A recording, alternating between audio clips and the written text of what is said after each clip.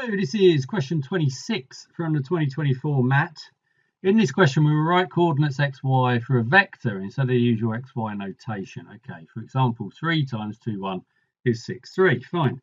This question is about vectors x, y, where x and y are whole numbers, and whether or not such vectors can be written in the form a times 5, 0 plus b times 0, 7 plus c times 2, 1, where a and b and c are whole numbers, each greater than or equal to 0. We'll consider the set S of vectors PQ, P in a range 0 to 4, Q in a range 0 to 6, with P and Q whole numbers. Then by considering the vectors, I don't normally do this at the start of math questions, they're laying out the question rather than actually giving us information. Anyway, by considering these vectors, x, y minus 2, 1, xy minus 2 times 2, 1, okay, so they're stepping through what looks like C, going from 0 to minus 34. We will find conditions on x and y that imply that xy can be written in that form. Right, okay. Well, that's a strange setup. But anyway, let's go into part 1 of the question. Not really sure what to take from the introduction because it's not giving me any great insight into how on earth I would do this. So it all seems very confusing. So I don't know what to make of that really, but hopefully it'll become clearer as I go through the question. Part 1, consider the set S of vectors PQ with P in that range, Q in that range, and P and Q whole. Right, they've just restated this paragraph. So that's a bit odd. But anyway, they've said it again. How many vectors are in S? So P has got 5 values, Q has got 7 values. So we're going to have 35 different options for vectors in S. Okay, so we've got a block of 35 vectors. Right, wonderful. B, explain why for any vector xy with x and y whole numbers, we can find whole numbers a and b and a vector v in S such that that equation holds. In the rest of this question, we'll call such a vector v the residue of xy. And we will assume that the residue is uniquely defined for each vector xy. So a vector v in S, right? So let's try and get some of these things down because I'm losing track already of what on earth is going on here. Right, so S is a set of 35 vectors which are going from 0, 0 up to 4, 6. Okay, so that's what we got on those. Then we got V is one of those things. And then we're saying explain why for any vector xy of x and y whole numbers, we can find whole numbers a and b and a vector v. Okay. Anyway, we're labeling S is a set of 35 vectors PQ. And V is one of these. So what we're saying, so we've got x, y is A times 5, 0 plus B 0, 7 plus V, which is going to be PQ. It's something PQ. So we've got X is equal to 5A plus P. Y is equal to 7B plus Q. And I mean, that's fine, isn't it? I mean, so we have to show that you can get any X value out of this is what we're saying, right? So therefore, and any Y value, obviously, we can get any whole number X for using whole number A and P in that range. I mean, it's fine. It's providing P goes from 0 to 4, we're all right, isn't it? Because we don't need to get it to 5. We just increase A by 1. And then we can say, and similarly for Y with Q well, Q between 0 and 6 inclusive. Okay, right, I don't really know where this is going, but I think a lot of this is going to be trying to get a handle on what's actually going on. So we might have to revisit this sheet at some point to remind myself what's actually happening. But on to the next sheet then for part 2. Consider vectors xy plus k times 2, 1 and xy plus m times 2, 1, where k and m are whole numbers. Right, prove that if these vectors have the same residue, the same v, and k minus m is a multiple of 35. So we're saying x, y plus k21. So that's some vector which we've said we can write as a50 plus b07 plus v. So we've got that. That's what we've just said. And then we could say this again for m. But I suppose in the case of m, we'd have a different a and b. And v, well, not and v, because they've got the same residue, so we definitely got an and v at the end, but we wouldn't have to necessarily have the same a and b. If we had the same a and b, then k and m would be the same thing. But let's go for a different c and d, because we don't know what m we've got. Right, so we've got those, and we want to get k minus m, which does fit to subtracting these. So let's subtract one from the other, and we're going to get k minus m times 2, 1 is going to be a minus c times 5, 0, and b minus d times 0, 7, and the v's cancel. And we need to now show that that k minus m is a multiple of 35. So therefore we've got k minus m times 2 is going to be equal to 5 times a minus c. Okay, that's good. So yeah, so that means that k minus m is a multiple of 5, isn't it? Because it can't be a multiple necessarily of 5 over 2, because it has to be a whole number. So we can't have it being a multiple of 2.5. And we've also got that k minus m times the 1 is going to be 7 times b minus d. So therefore k minus m multiple of 5 and 7. So k minus m multiple of 35. Right, that's good. Part B, explain why the vectors xy, xy minus 2, 1, xy minus 2 times 2, 1, and so on all have different residues. So we've changed k, well, or m, it could be either of them, from 0 to minus 34. So we've got that k or m equals 0, minus 1, minus 2, dot, dot, dot, dot, dot, up to minus 34. So if they're going to have the same residue, we need k minus m to be a multiple of 35. So if vectors, not k and m, if vectors have same residue, then k minus m is multiple of 35. But, because we're not going to get that, are we? Because most we can get is 34. The most we can get is, I mean, I suppose you could have, well, they all have different amounts, because they'll be, yeah, you can't have a 0 one, because you're just saying it's the same vector.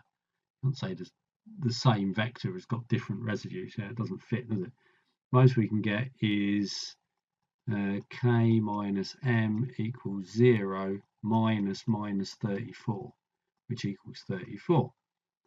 Therefore, must have different residues. Cool. Okay. So that is that one. Part 3 then. I think I probably need a new sheet for this one, but let's have a read first. Hence show that if x is at least 68 and y is at least 34, with x and y whole numbers, then vector xy can be written in the form of that, which is what we want. Right, so we're on to the final step, really, on this. Hence show, so hence, I mean, emphasis on hence here.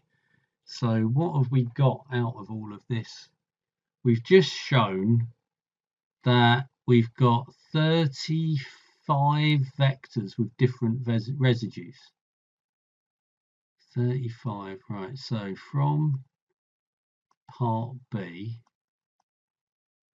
we have 35 vectors with different residues. Right, and that fits in with what we had in the first part of the question, wouldn't it? Because we were saying in the first part of the question that S is a set of 35 vectors. That's V. So our residue, if we've got 35 residues, then that is all of the vectors in S. So these are all the vectors in S. Right, that's good. But how does that help is the other question. How does that help?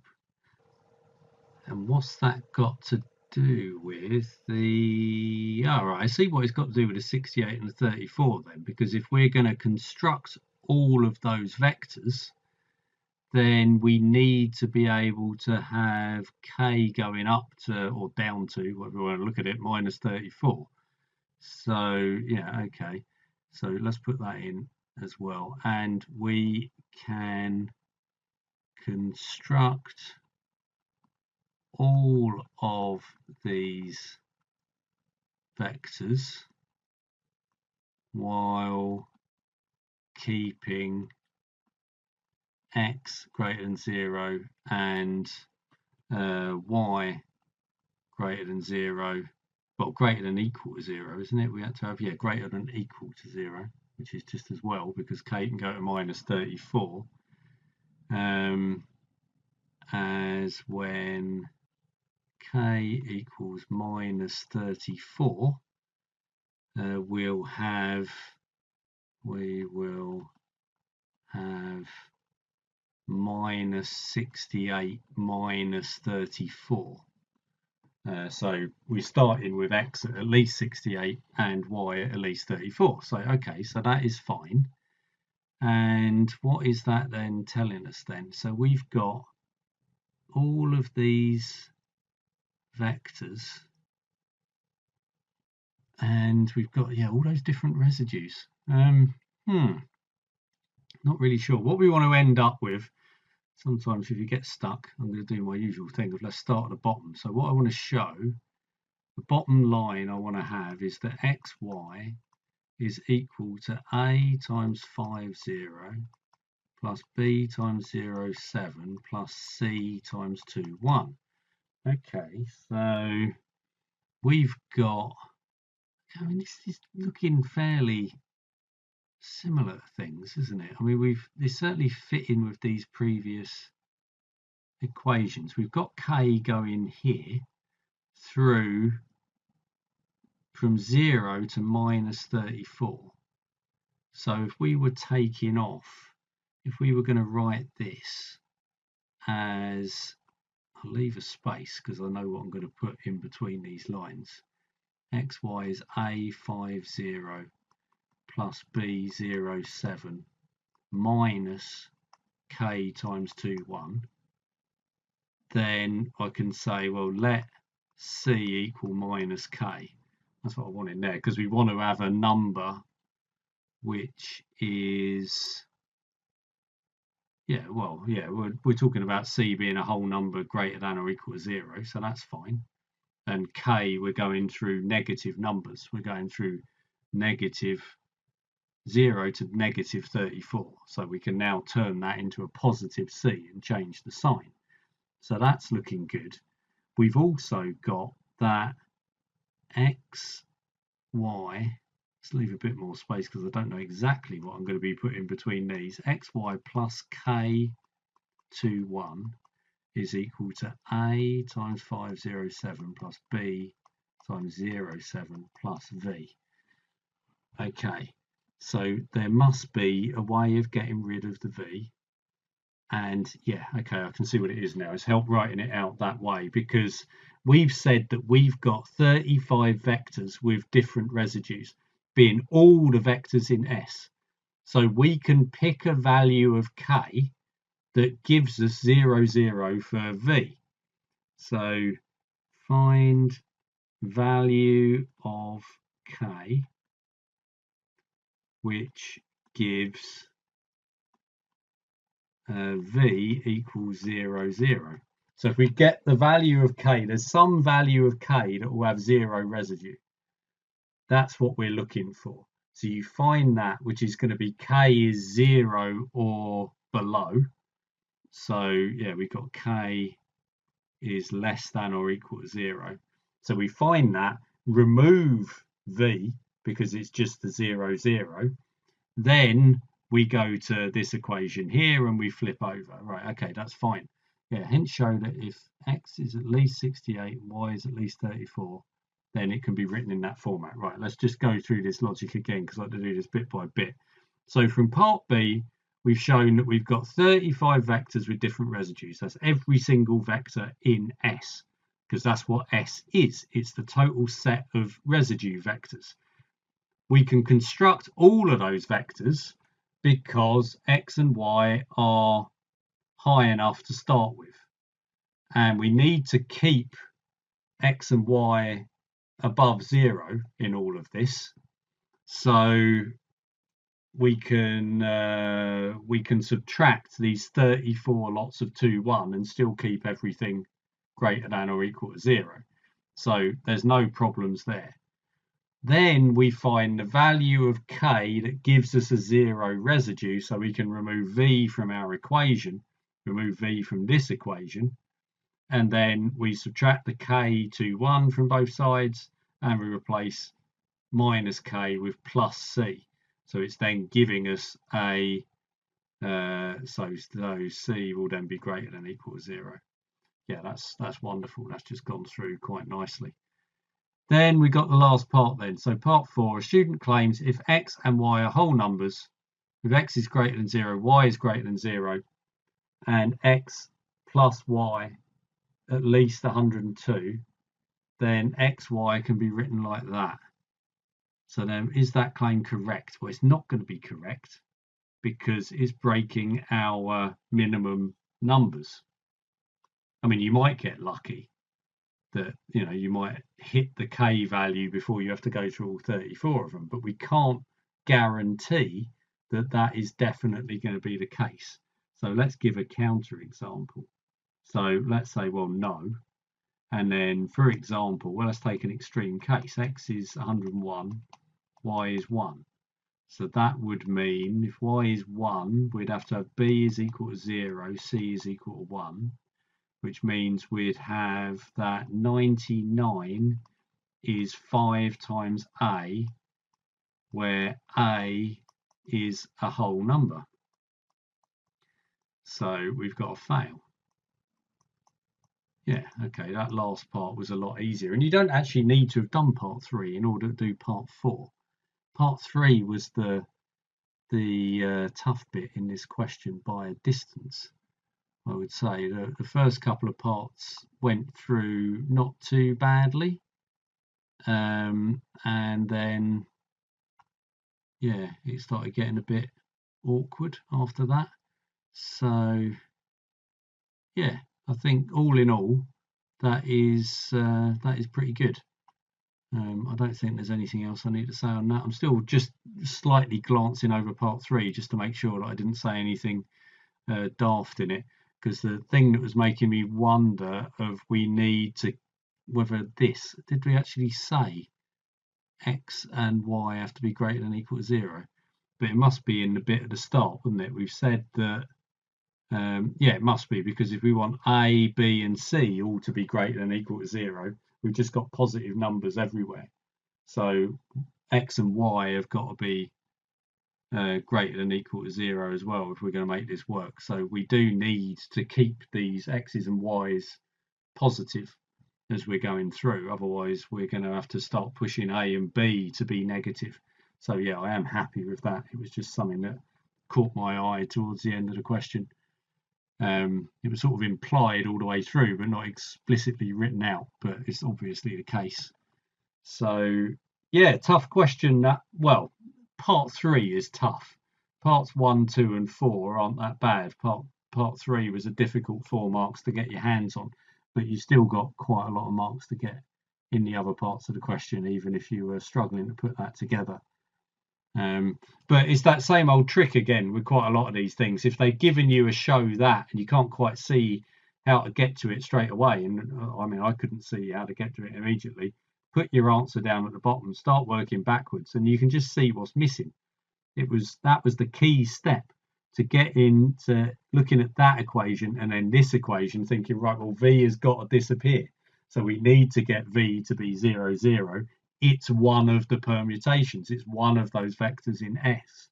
So what value of k do we need? And then it all just fell into place. So yeah, different ways of trying to problem solve these questions.